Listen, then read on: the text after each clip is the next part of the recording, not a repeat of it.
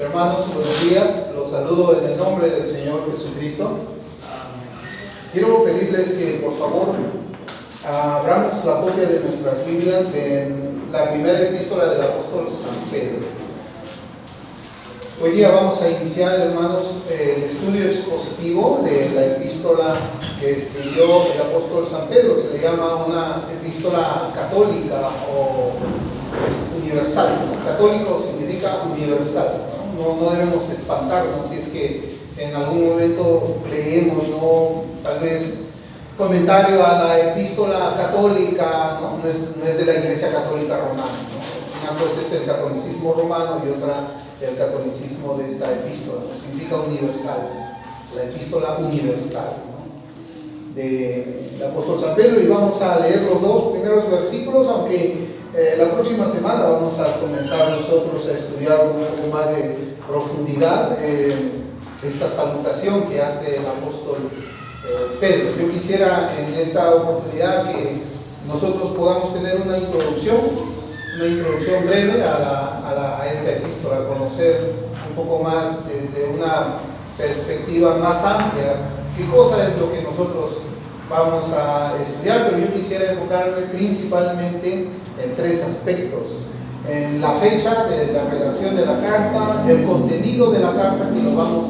a ir viendo nosotros en lo sucesivo, pero vamos a ver de un vistazo muy corto qué cosas son los temas que vamos a ir tratando, pero sobre todo la persona que escribe la carta, la persona, Pedro el apóstol, Entonces, pues vamos a comenzar en esta oportunidad, con la ayuda del Señor, el estudio expositivo de la primera carta universal, católica, del apóstol San Pedro, Entonces yo estoy, pues, como les decía, enfocando en tres partes en esta introducción, La fecha de la redacción de la carta, que es importante saber.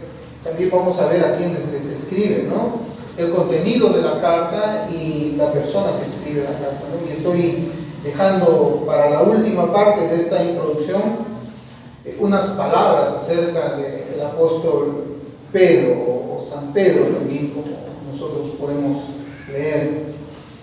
Pedro, Cefas, era la palabra aramea que significaba piedra, Es el nombre que el Señor le puso a Pedro, porque en hebreo el nombre de él era Simón, hijo de Jonás, y en las lecturas de los evangelios nosotros vemos que el Señor Jesucristo intercambia estos dos nombres con Pedro, Simón Pedro le llama en algunas oportunidades. Sabemos que Pedro es una palabra griega, que viene de Petra, piedra, y bueno, Pedro, Y yo pues voy a dejarlo para la última parte, porque creo que la vida de Pedro nos habla mejor de lo que Dios puede hacer en la vida de un hombre o de una mujer por medio del Evangelio. Por eso quizás podemos titular a este estudio: Pedro, la obra de Dios de un siervo fiel y maduro, porque vamos a ver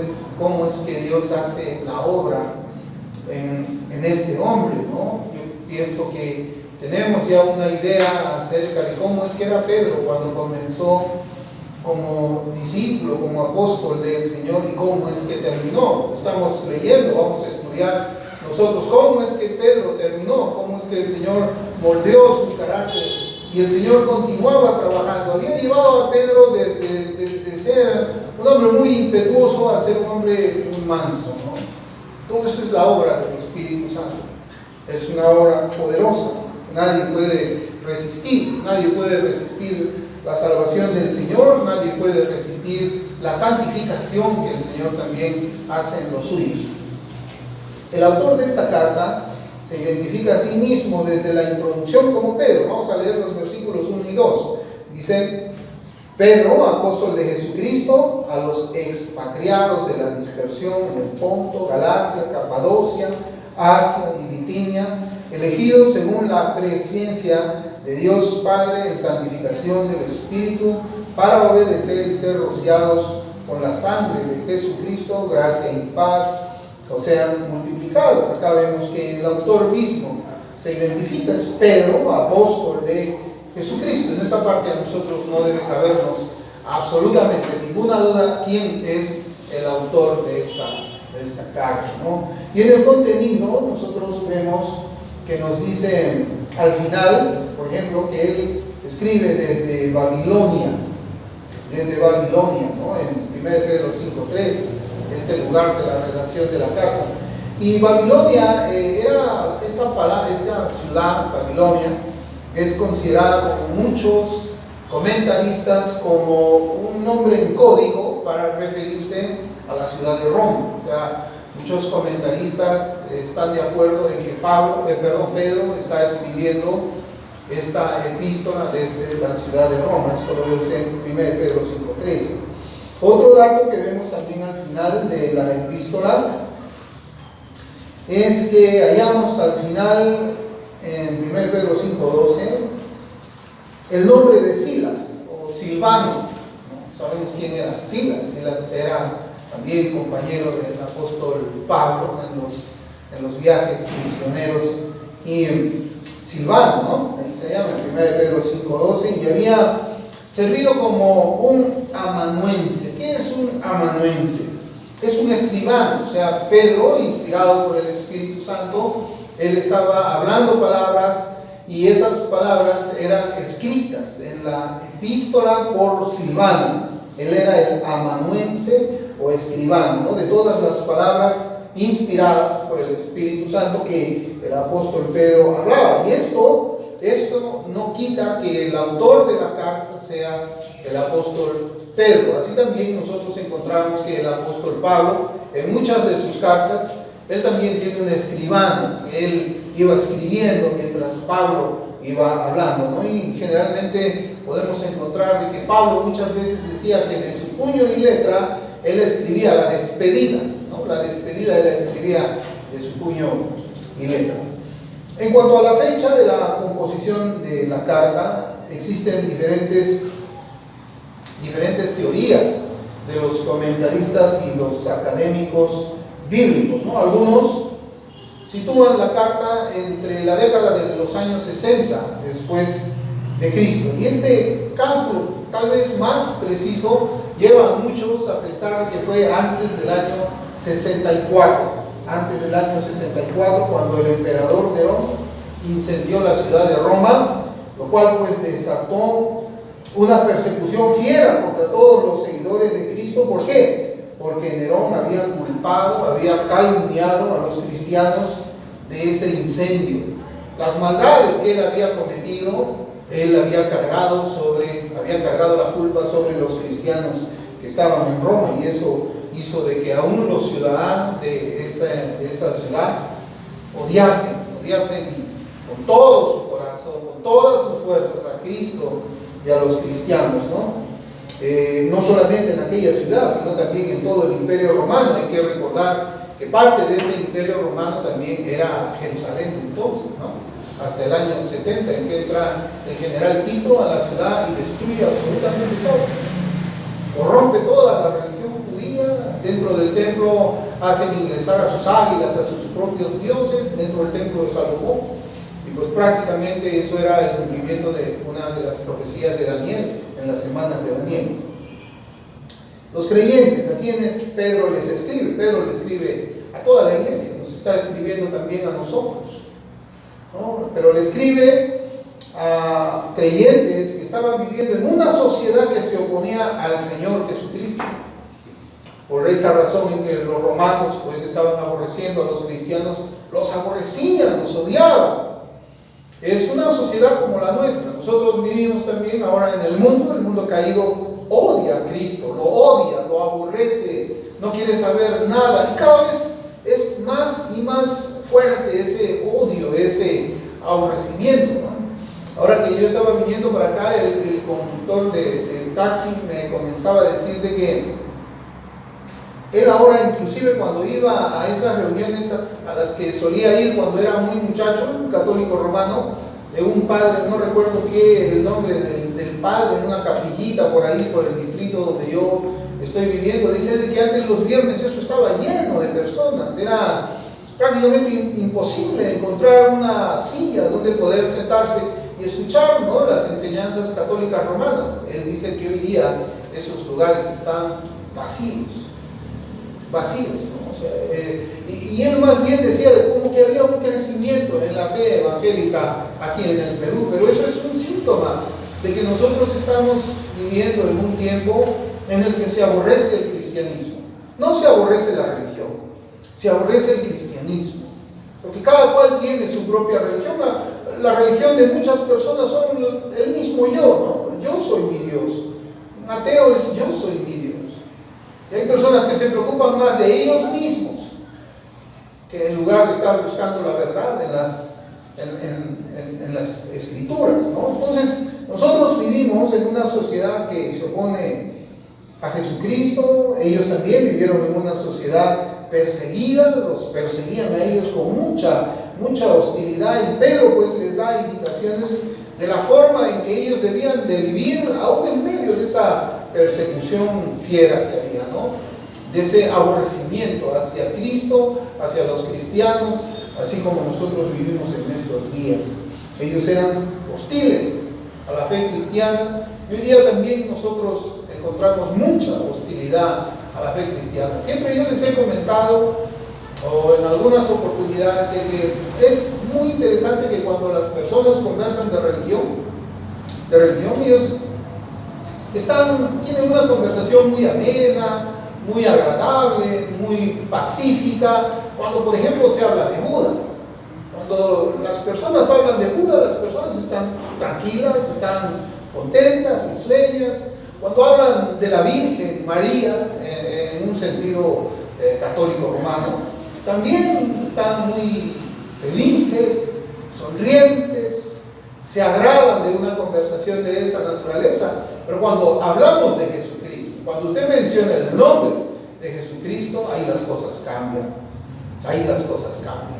Porque aún yo entiendo que este mundo sabe lo que significa el cristianismo, sabe lo que significa seguir a Cristo, sabe que tiene que abandonar muchas cosas, algo que Buda no te exige, algo que seguir a la Virgen no te exige.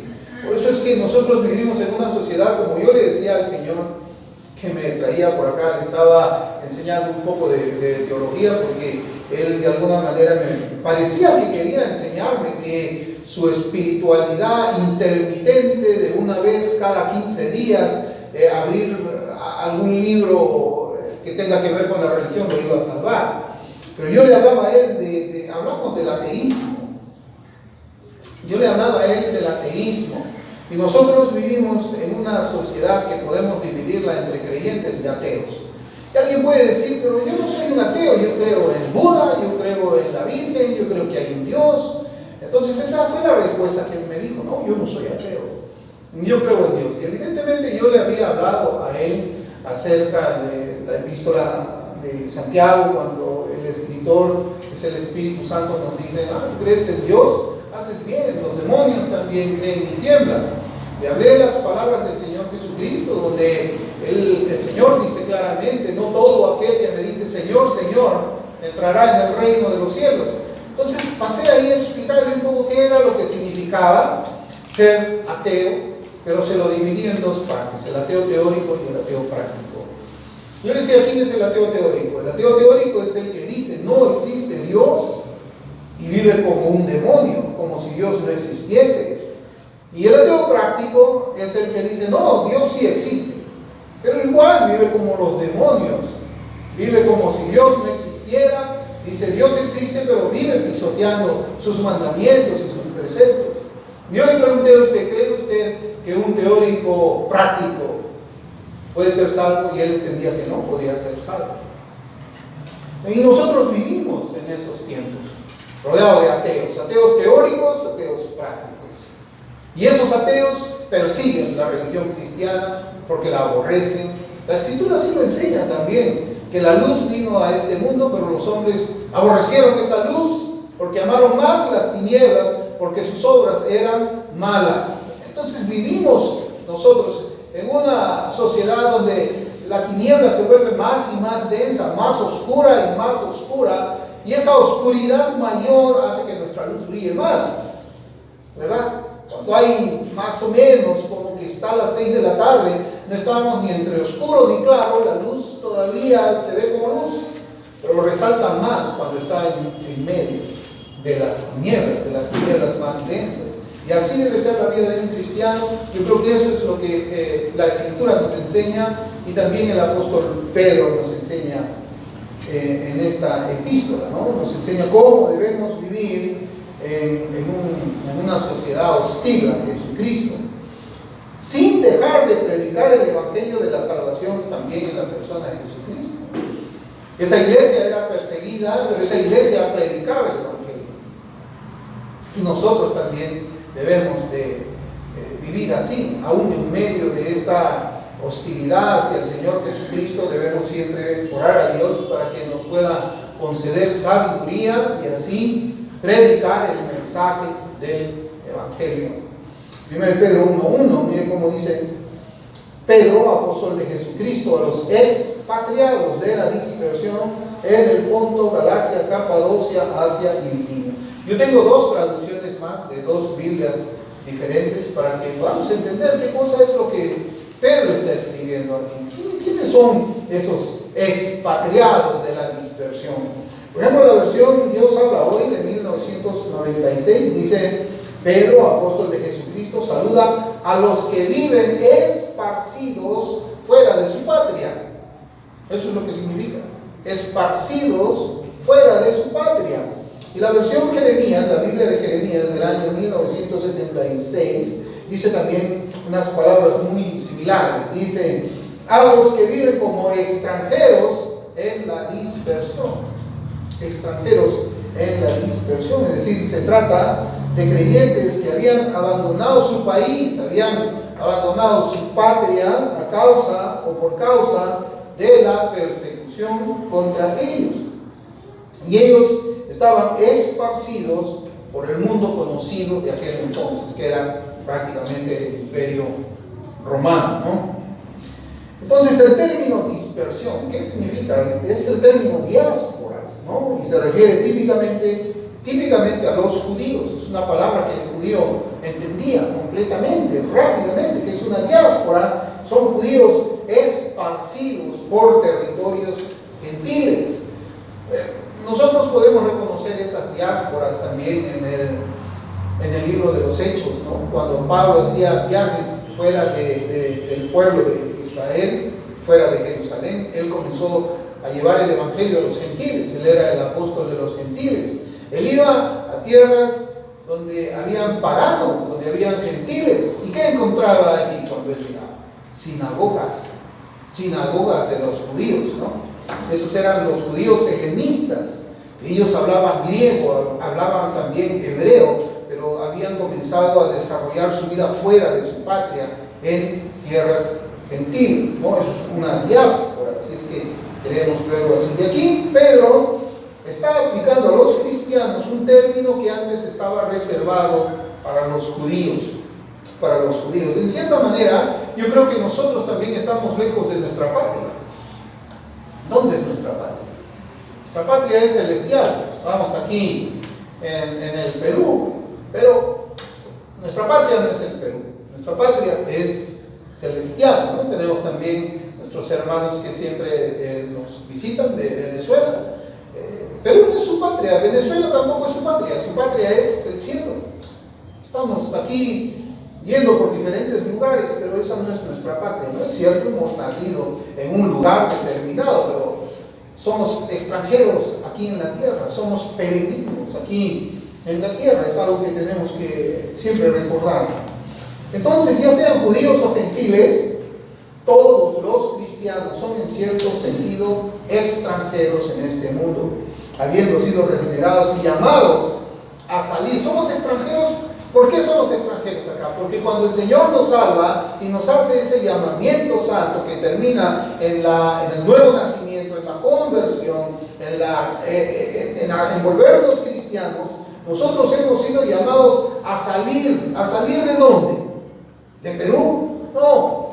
Hemos sido llamados a salir del pensamiento falso, del pensamiento mundano, de las prácticas inmorales de los incrédulos. Por eso es que somos extranjeros aquí en la tierra, sea donde nosotros estemos. Somos extranjeros, ¿por qué? Porque somos diferentes. Dios nos llama a salir, no solamente nos saca del pecado, sino nos traslada a nosotros al reino de su luz admirable. Así dice la Escritura. Nosotros pensamos diferente a como el mundo piensa. Vivimos diferentes a como el mundo vive. Por eso es que ellos nos ven a nosotros como extraños, extranjeros, diferentes. Ese es un cristiano. Por eso es que tenemos que entender esta primera parte así, en esta introducción. Lo que vemos es que estos cristianos también, a quienes le está escribiendo el apóstol Pedro, que somos nosotros, ellos se encontraban bajo muchas pruebas. Estaban bajo muchas pruebas, pero a la vez ellos eran guardados por el Señor. Y el apóstol los conforta, recordándoles a ellos y a nosotros, ¿qué cosa nos recuerda? La salvación futura o final de nuestras almas. Sí. Algunas versiones de la Biblia han titulado, por ejemplo, a los versículos del 3 al 13, una esperanza viva, para luego hacer exhortaciones a los cristianos para que vivamos una vida santa. Eso es, por ejemplo, la Biblia que yo tengo. A partir del versículo 13, llamamiento a una vida santa, ¿no? Entonces, es eso, nosotros somos diferentes, donde una vida santa incluye necesariamente apartarse de las cosas del mundo, no apartarnos del mundo mismo. No podemos salir de acá. El Señor, por ejemplo, en Juan 17, versículos 16 y 18, Él dice: no son del mundo, como tampoco yo soy del mundo. Y el versículo 18 dice: tú me enviaste al mundo, así que yo los he enviado al mundo. Pero nosotros no somos de este mundo. Somos extranjeros, somos peregrinos, somos extraños, somos distintos. Nosotros tenemos nuestra patria celestial. Y estar en el mundo, estando pues en el mundo, siendo santos en este mundo, rodeado de personas que aman más las tinieblas que la luz, eso hace que nosotros tengamos muchas aflicciones. Ellos son distintos, son diferentes. Y esa diferencia hace que vivamos con muchas tribulaciones también, muchas.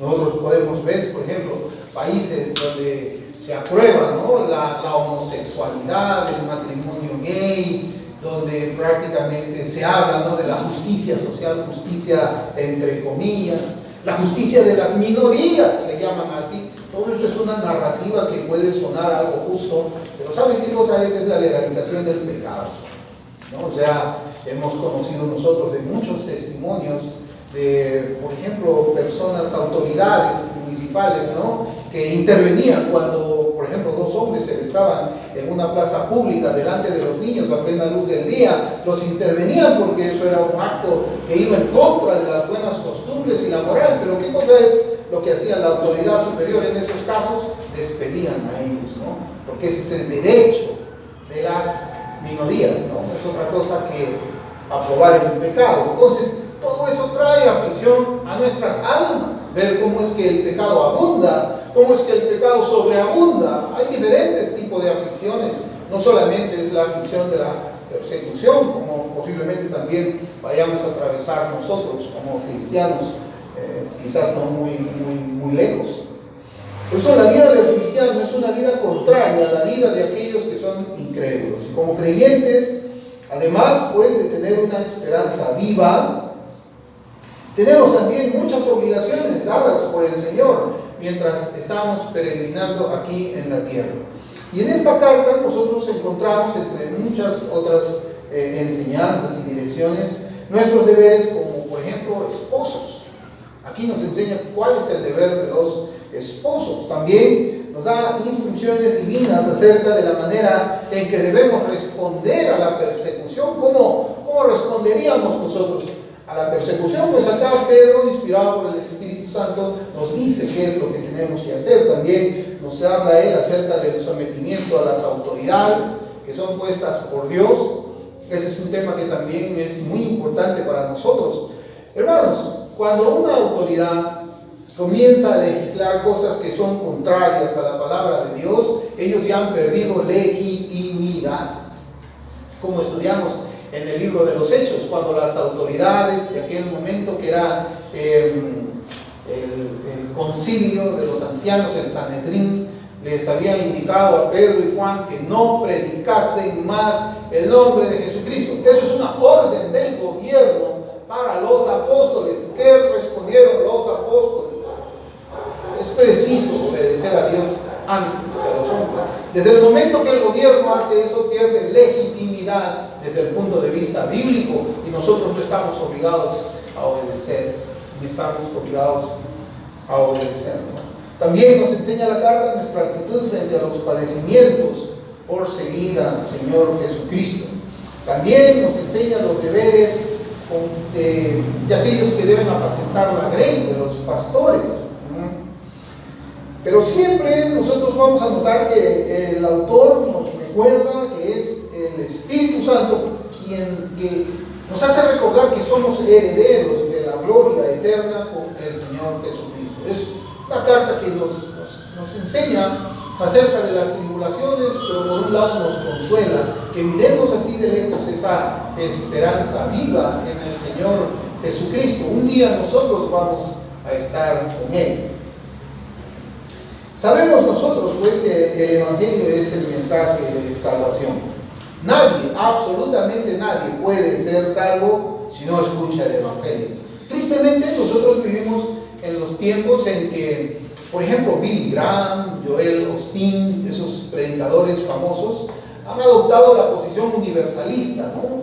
Por ejemplo, Billy Graham creía de que aún aquellas personas que eran sinceras en su religión, sin escuchar el Evangelio, ellos también eran herederos del cielo, ¿no? Igual la posición, igual era la de Joel Osteen, no sé, es un predicador muy famoso allá en la ciudad de Miami, me parece, no recuerdo bien dónde está su iglesia. Pero nosotros encontramos que la Escritura dice que la fe viene por el oír, y el oír por la palabra de Dios. Nadie puede ser salvo sin escuchar el Evangelio. Nadie. Eso es una regla, ¿no?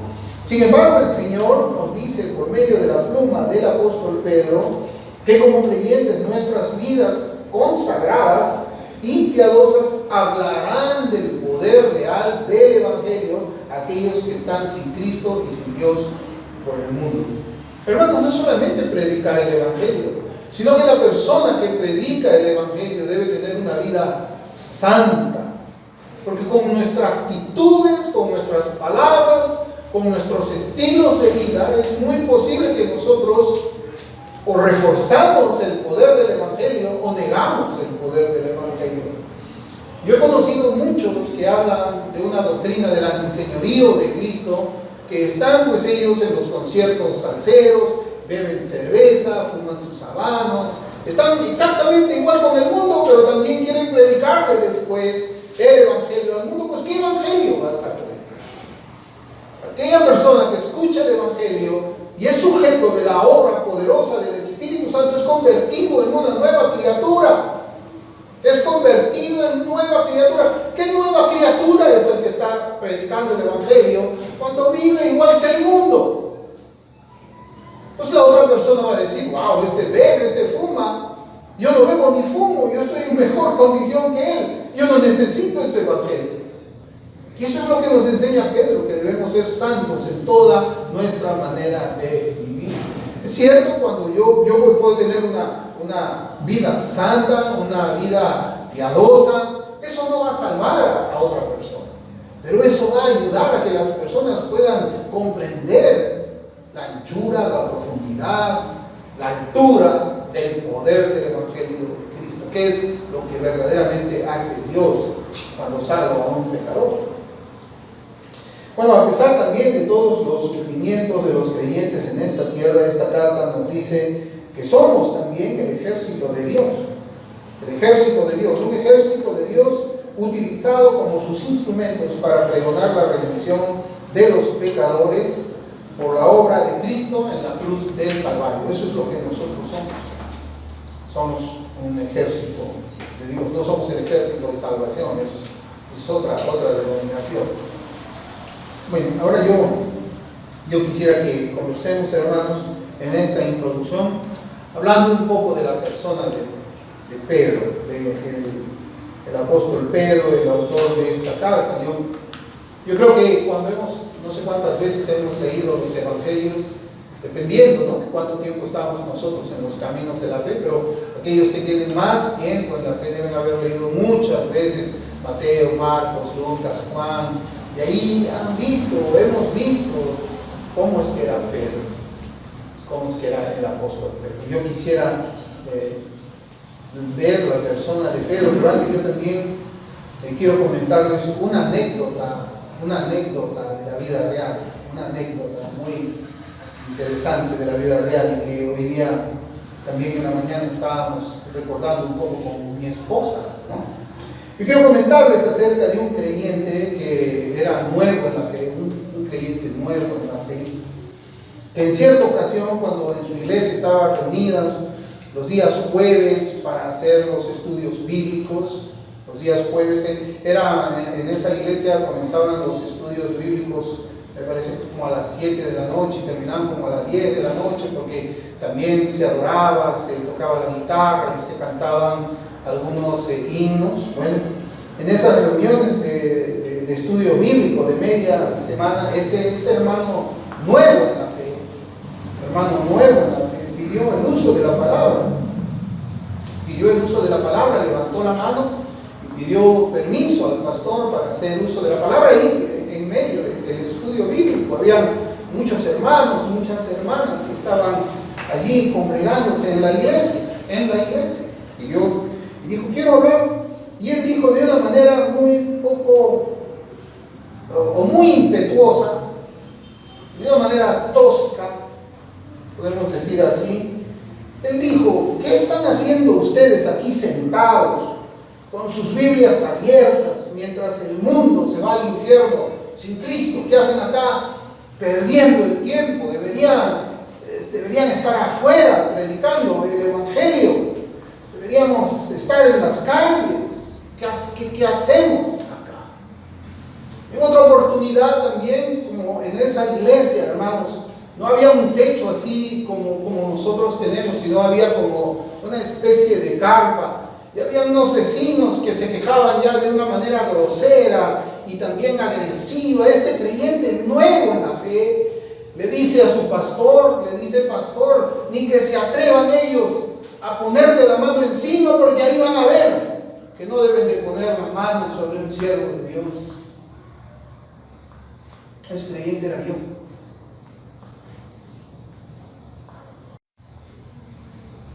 Ese creyente era yo. Por eso, siempre que yo he leído los evangelios, siempre que yo he comenzado a leer la epístola de Pedro, yo podía ver cómo es que el Señor había cambiado a ese hombre impetuoso, ese hombre tosco. Era un hombre dócil. Cuando yo hablaba de esa manera, hermano, yo ni siquiera sabía los libros de la Biblia. El Señor me había salvado. Yo recuerdo mucho de que mi pastor, Armando Osorio Huerta, él, por ejemplo, decía, abran la Biblia en Mateo. Yo agarraba y hacía la Biblia así. Abran la Biblia en 1 de Samuel. Yo hacía así, la Biblia ¿dónde está? Y yo recuerdo mucho que el pastor era mi amigo. Él me amó mucho. Y él un día me llama y me dice, tienes 2 semanas para aprenderte los libros de la Biblia y vas a salir ahí al púlpito y los vas a recitar. Pregúntenle a mi esposa cómo vivía yo todos los días, recitando. Era un hombre que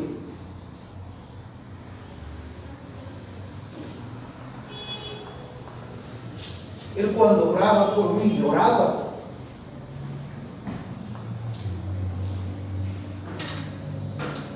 Y era extraño para mí eso. Era un hombre muy manso. Yo era un hombre, yo tenía 40 años, yo tenía ya prácticamente todos mis hábitos bien puestos, ¿no? Y ese carácter que yo tenía que ser transformado por el Señor. tenía que ser transformado por el Señor. Yo recuerdo, hermanos, que yo prácticamente vivía en esa iglesia porque quedaba a 4 cuadras de mi casa y ahí estaba la oficina de él. Y yo terminaba de almorzar en mi casa y me iba caminando allá a estar con el pastor, tanto así que él me llamaba su escudero. Y cuando yo estaba en los Estados Unidos, yo le llamé, la última vez que hablé con él me extrañaba, él quería que yo vaya al seminario. Y vivimos tantas cosas bonitas que recordamos hoy día en la mañana. Yo me acuerdo que en cierta oportunidad también yo había ido a la iglesia, yo tocaba la puerta y no me abría, pero lo vi en la ventana y él estaba con sus libros, y él estaba así, con los ojos cerrados y su cabeza reclinada. Y yo iba y golpeaba más fuerte la puerta. Yo decía, se ha quedado dormido. Y cuando me abría, yo le decía, pastor, yo estoy tocando hace rato la puerta, ¿qué es lo que usted está haciendo? Estoy preparando el sermón para el domingo. ¿Y qué hace con los ojos cerrados usted? Estoy orando para que el Señor me ayude a preparar el sermón.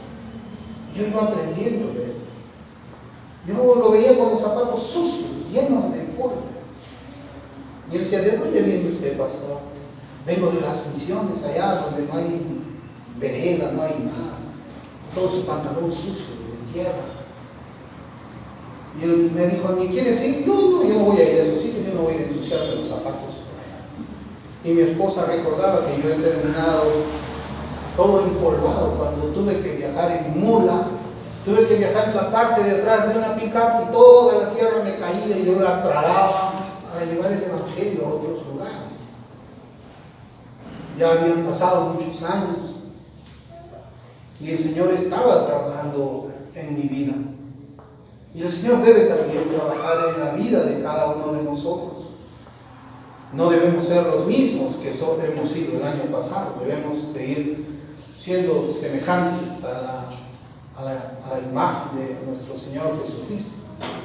Es un proceso la santificación. El Señor usa muchas oportunidades, usa muchas personas para trabajar en tu carácter. Trabaja en tu carácter cuando lees y meditas en la Escritura, cuando oras delante del Señor, cuando tienes un pastor como él, Armando Osorio Huerta, que era un pastor. Y comenzamos a hablar de él porque estábamos hablando de un pasaje de Ezequiel y yo le dije, yo me acuerdo de esa predicación que mi pastor hizo hace 18 años. Yo me acuerdo de sus enseñanzas de hace 18 años. Bueno, ese hombre era yo, y ¿saben? Ese pastor me llamó a mí a un lado de la sala de estudios esa misma noche y me dijo, yo tengo un versículo para ti y quiero que te lo grabes y te lo aprendas bien. Y yo, estará contento, se habrá alegrado de lo importuno, de mi celo y todo, me va a felicitar. Me dará un versículo que diga, bendito sea el Señor que tiene a uno de sus grandes santos. No, hermanos. Él me dijo un versículo que dice, Santiago 1:19, me dijo, por esto, mis amados hermanos, todo hombre sea pronto para oír. Me decía, tú tienes que ser pronto para oír, tardo para hablar y más tardo para irar. Y yo sí, ¿por qué me habrán dicho eso? Pues mirando así hacia el pasado, yo era eso. Yo no era pronto para oír, yo no era pronto, yo era muy rápido para hablar y me enojaba rápido también. Algo como Pedro, ¿no? Algo como Pedro. Ustedes se imaginan esa noche en la captura del Señor, Pedro sacando una espada. ¿Y dónde tenía la espada? Y no solamente, sino que levanta la espada y quería cortarle la cabeza, quería matar al otro, pero le alcanzó en la oreja a Malco. Y uno dice, pero ¿cómo un cristiano puede hacer eso? Es que él tenía que madurar. ¿Ustedes creen de que cuando él estaba escribiendo esta carta tenía una espada con él? Él tenía esta espada, pero no tenía esa espada con la cual podía matar a alguien. El Señor estaba haciendo su obra en él. Estaba haciendo su obra en él. Mi pastor se llamaba Armando Osorio Huerta, él murió, él está vivo, solamente que en otro lugar, está con su Señor. Y pues yo era muy impetuoso cuando era un bebé en Cristo y tuve que aprender a ser pronto para oír, tardo para hablar y todavía más tardo para bailarle, aunque fue el Espíritu de Cristo quien hasta ahora lo viene haciendo, ¿no? Hasta ahora. Y la vida del apóstol Pedro es algo muy peculiar, porque él fue el primero de los iguales, ¿no? Él fue una especie de líder, sin embargo, a pesar de que él fue el primero, sin embargo, a ninguno de los otros apóstoles, ni siquiera a Judas Iscariote, ni siquiera a Judas, al traidor, al incrédulo, el Señor le dijo Satanás, pero sí se lo dijo a Pedro. El Señor lo convirtió de ser un creyente impulsivo y pronto para hablar en un discípulo maduro, manso, muy fiel a su Señor y Salvador. Y esta fidelidad, hermanos, no es algo que uno lo consigue por uno mismo, no es algo que se compra en la tienda, no es algo que tú lo haces de un día para el día siguiente, no. Esta fidelidad es una obra de la gracia soberana de Dios, y esto es para que ninguno se jacte delante de su presencia. Ninguno se jacte delante de su presencia. Que vemos era de que Pedro era un pescador. Su ciudad natal era Bethsaida, que estaba en el lado occidental del mar de Galilea, y posiblemente yo creo que él ha sido un hombre rudo, ¿no? Cuando vemos nosotros a los pescadores, no sé si alguna vez han visto, son hombres fuertes, musculosos, rudos. Cuando ellos están manejando su embarcación, ellos dicen, baja las redes, sube, jala. No, nosotros encontramos así expresiones duras, potentes, órdenes a la tripulación para que se muevan rápidamente y puedan conseguir lo pescado. Así debe haber sido también el apóstol Pedro, un pescador. Y también nosotros vemos por la escritura que fue Andrés, su hermano, quien lo llevó con Jesús. Fue Andrés, porque Andrés creía a través del ministerio de Juan el Bautista que Jesús era el Cristo, él era el Mesías, el Salvador prometido de Dios y el Rey ungido para cada uno de nosotros, para todo su pueblo. Pero Pedro también se dio cuenta de que Jesús era verdaderamente el Cristo que su hermano estaba presentando, el Mesías, y que él era el santo de Israel, el santo de Dios. Y la fe de Pedro en Jesús se hizo fuerte incluso cuando fue probado en esos tiempos difíciles, ¿no?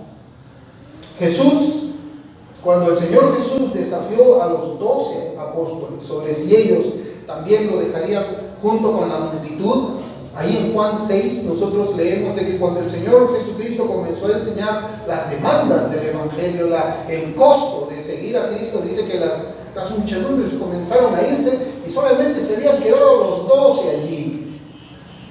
Cuando Jesús desafió a los 12, si ellos también se iban a ir, Pedro habló y declaró que no haría eso porque Jesús tenía palabras de vida eterna y que Él era el santo de Dios. Mire cómo es que el Señor trabajaba en Pedro, en ese hombre impetuoso. ¿A dónde iremos, Señor? Solamente tú tienes palabras de vida. Ese hombre duro, pronto para hablar, pronto para airarse y tardo para oír. También por medio del Espíritu Santo revelaba con esa misma fuerza, con ese mismo ímpetu que Cristo tenía palabras de vida. Pedro también fue el primero en hablar y declaró abiertamente que Jesús era el Cristo, el Hijo de Dios. Cuando el Señor decía, ¿y quiénes dicen las personas que soy yo? Él es el Cristo, el Hijo del Dios viviente. Recordarán ustedes en Mateo 16. Y Jesús allí le revela a Pedro que su fe en él se debía a la obra del Padre. Jesús también comisionó a Pedro para que fuera el líder de su iglesia, lo cual ocurrió después de la ascensión de Cristo a los cielos. Eso lo vemos en Mateo 16, 18. Sobre esta piedra, sobre esta roca edificaré mi iglesia. No era el primer papa, eso es una mentira, ¿no? Después también vemos esa parte donde cuando Pedro se da cuenta acerca de lo que iba a sucederle al Señor y de su verdadera identidad como el Mesías, él no entendió por qué es que el Señor le decía que tenía que sufrir, padecer y morir en las manos. Y fue allí donde Pedro le dice: no, Señor, que esto no te acontezca de ninguna manera. Tenemos que pensar en otra estrategia. Eso no conviene, eso no es bueno. No es bueno llegar allá. ¿Qué cosa fue lo que le dice el Señor? Quítate de delante de mí, Satanás. Ese era Pedro. A Pedro le dijeron esas palabras. El apóstol Pablo, en Gálatas capítulo 2, lo llamó hipócrita a Pedro. ¿Por qué? Por tener el temor de sostener una comunión con los gentiles. Hipócrita. Y estás arrastrando a Bernabé en tu hipocresía. Y vemos que todavía Pedro no estaba procesándose en las manos del Señor. Todavía no estaba muy maduro allí Pedro. Pedro, al igual que los otros discípulos, pensó que Jesús era un líder político-militar. Esa era la misión de él como Mesías, que había aparecido para liberar a Israel del yugo del imperio romano. Y ese error, hermanos, revísenlo, ese error lo creyó Pedro hasta el momento mismo de la ascensión al cielo del Señor Jesucristo. Ahí en Hechos 1, usted lee en el versículo 6 y 8, ahí le preguntan al Señor: ¿y vas a restaurar el reino ahora o cuándo? Ese era Pedro. No entendía, no comprendía claramente la misión que había tenido el Señor Jesús como Salvador espiritual. El apóstol, como yo les decía, momentos antes de la captura del Señor, se jactó. Él se jactó y dijo que él lo seguiría hasta la misma muerte si fuera necesario. Yo no sé, Señor, yo no sé si estos 11 que están allí te van a negar, pero yo, Pedro, Jonás,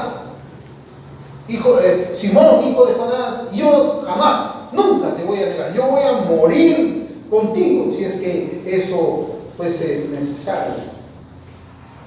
Bueno, hermanos, él lo negó. También cuando el Señor lo lleva a orar junto con los hijos de Zebedeo al huerto de Getsemaní, cuando lo lleva allí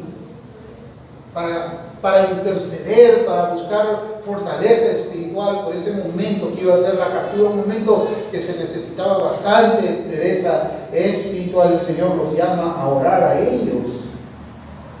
Sin embargo, Pedro se quedó dormido. No podía obedecer al Señor en orar más horas. El Señor tuvo misericordia de ellos y ya no les había insistido más. Pero ese fue Pedro. Ese fue Pedro, el escritor de la epístola que nosotros vamos a comenzar a estudiar. Pero también vemos que el Señor le hizo 3 preguntas a Pedro que no le hizo a ningún otro apóstol. ¿Cuáles fueron esas 3 preguntas? Pedro, ¿me amas?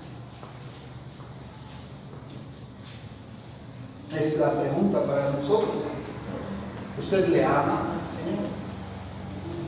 ¿Le ama como para dejar todo por Él?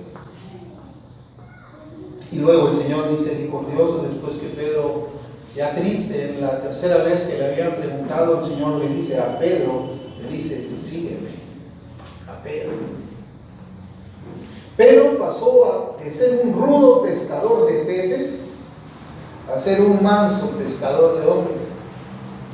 Él fue hecho por Cristo el apóstol de los judíos.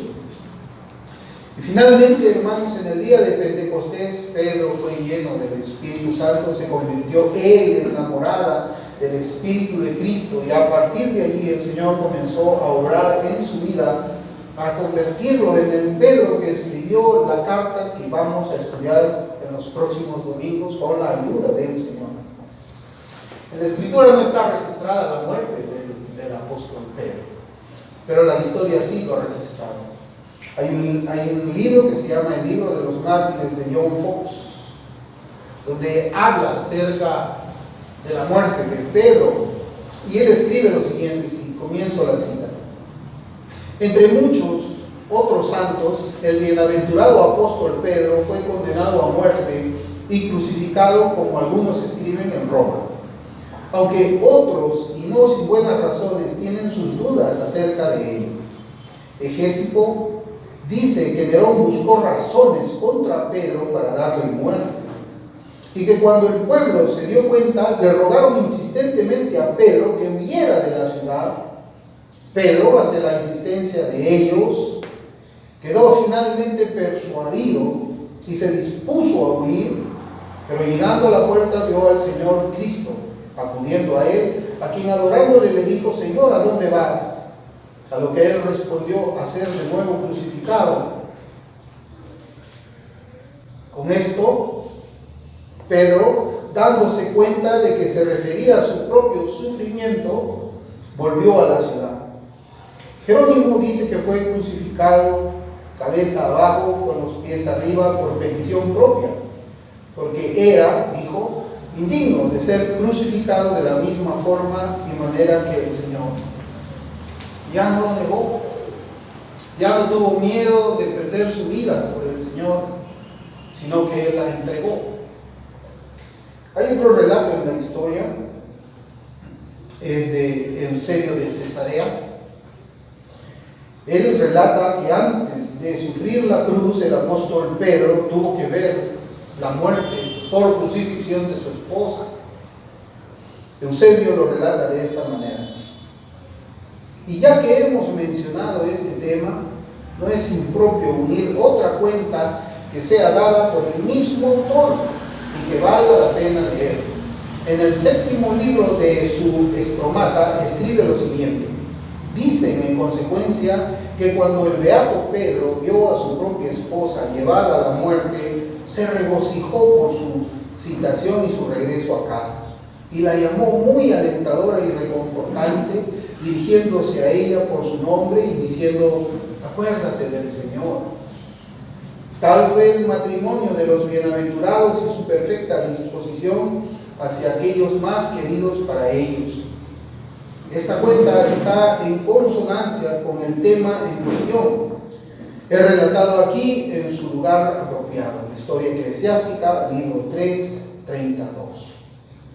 Hermanos, el apóstol Pedro tuvo que ver primero morir a su esposa, y dice Eusebio de Cesarea en su historia eclesiástica, de que él, mientras veía morir a su esposa, la llamaba por su nombre, la alentaba a morir por Cristo con estas palabras: acuérdate del Señor, acuérdate. Hermanos, ¿cómo un hombre puede ver morir a su esposa y alentarla en el Señor de esta manera?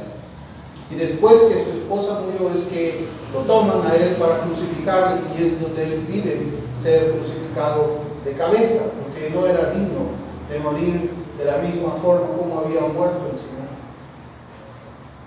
Ese era Pedro al final. Ese era Pedro al final de su vida, y que el Señor nos ayude y nos fortalezca de la misma manera como lo hizo con su apóstol, que el Señor que comenzó en nosotros su buena obra la perfeccione hasta el día de Jesucristo. Vamos a orar.